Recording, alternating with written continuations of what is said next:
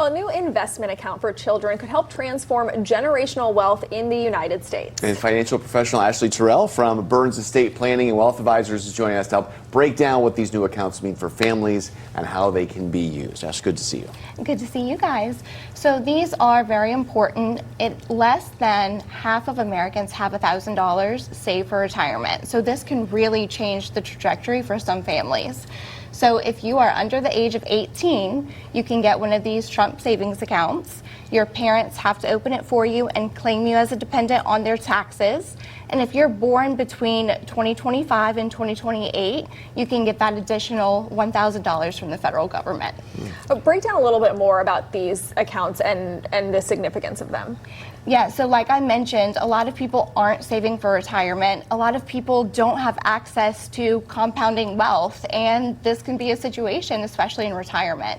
So starting them out young and getting that compounded wealth in the motion for them makes all the difference. And this doesn't replace all investment accounts, such as a 529.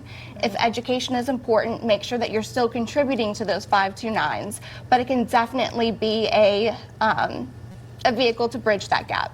So certainly I understand if you have one of those very, very young children, you want to get that $1,000, that's great. But if I have children who are older than that, who are still under 17, what is the benefit for me signing up for one of these? Yep, so you can still get the account for them, and anyone can contribute, whether it's friends, family, even employers. And that limit is up to $5,000 per year. So you can still take advantage of that and contribute to the account for the benefit of them.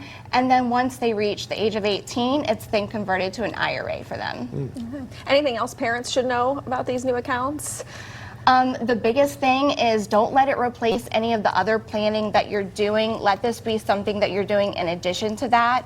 There are other tax advantage plans that will go into your financial future as well. Good stuff to know. Ashley Terrell, thank you so much for joining us. Thank you.